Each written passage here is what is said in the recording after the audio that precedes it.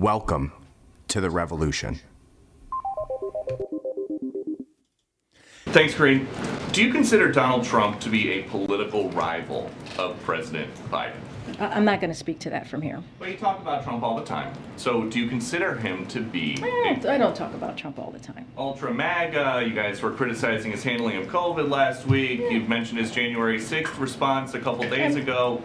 So can you say, based on all that, I didn't say anything about Mar-a-Lago. I'm just asking you if you consider the president to be... I'm saying from here, I'm not going to comment on that. Does the president still...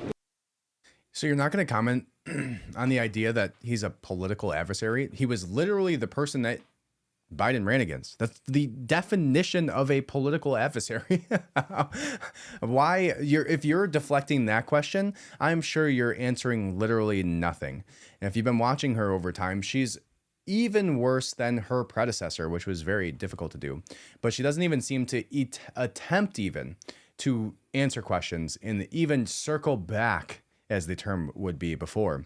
But she doesn't even answer that. And then you'll see here, she goes on to literally basically answer none of these questions. But still interesting to see how she reacts nonetheless by, I don't bring up his name. Yes, you do.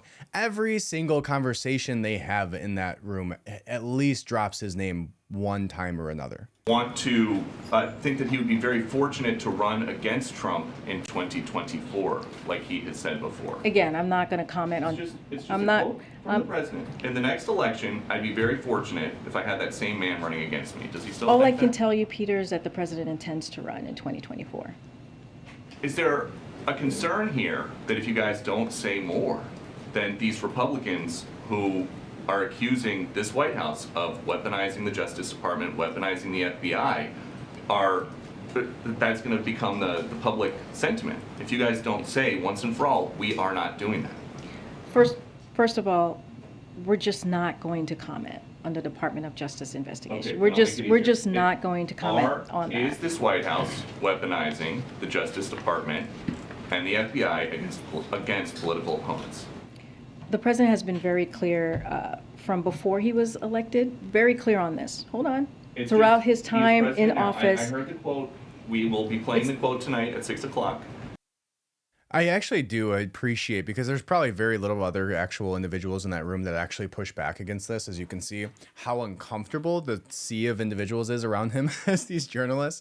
But I can appreciate Peter Doocy, because he's quite quick on his feet to realize what she's doing, to realize she's literally just parroting a quote that he already said. And he's quick to jump in and go, okay, I get that 100%. Now, actually answer my question. Are they weaponizing the FBI? Because as we saw, they did this to Project Veritas. They raided their homes for the Ashley Biden diary under the direction of Joe Biden very, very clearly. There's no other reason, and they found nothing. They prosecuted nobody. Nobody went to jail. They're literally intimidating people like they're a mob, the mafia of Joe Biden. Right? Why else would the FBI be kicking down the doors of journalists' homes, searching for a woman's diary?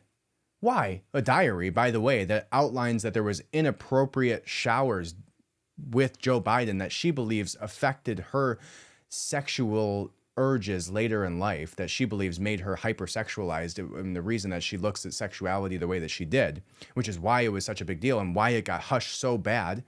When you can actually go find the Ashley Biden diary if you look at our Substack, redpillrevolution.substack.com, or directly on redpillrevolution.co. Back a few episodes, probably 10 or so episodes ago, I actually listed it in one of the Hunter Biden deep dives that I did.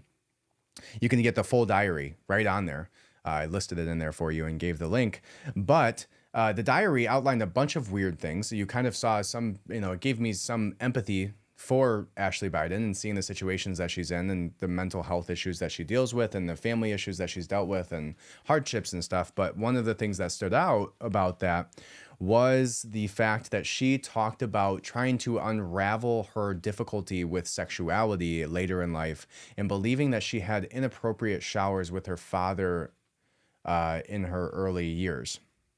Which comes as no surprise when you see that Hunter Biden, well, also him, but Joe Biden sniffing every child that comes within 3 feet of him, 30 feet of him, even in some cases. Crazy. But weaponizing the FBI against Project Veritas for legally obtaining a diary, the president's daughter's diary, like, how crazy, how wild is that? That imagine if somebody steals your daughter's diary and you hire a mob of individuals to go kick down their door to go see who found it.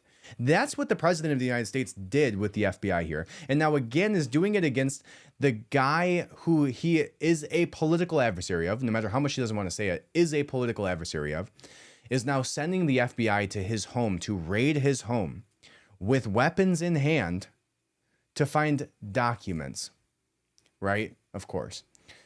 But again, I appreciate what Peter Doocy is doing here because there's there's no other clips that we're finding of anybody. There's no other clips of any other journalist who's pushing back in these White House briefings the way that Peter Doocy does. And for him to jump in and really, and now I would love to hear, why can you not say yes or no? Why would you not want to answer the fact that the FBI is not being weaponized by the president of the United States to go after a former president in a way that nobody's ever done ever in the history of the United States ever? Why would you not just say, no, we're not doing that? That would be illegal. You can't even comment that it's illegal because you don't want it to come out later that there was some connection between Joe Biden and the FBI raiding a former president's house. Is this administration weaponizing the Justice Department and the FBI against political opponents? Peter, the president believes in the rule of law. The president believes in the independence of the Department of Justice. That's a yes or no.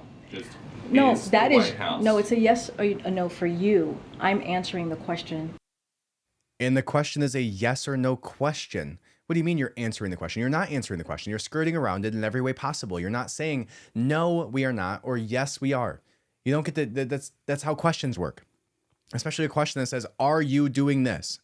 I believe in the justice system of America. No, it's a yes or no question. Answer the damn question.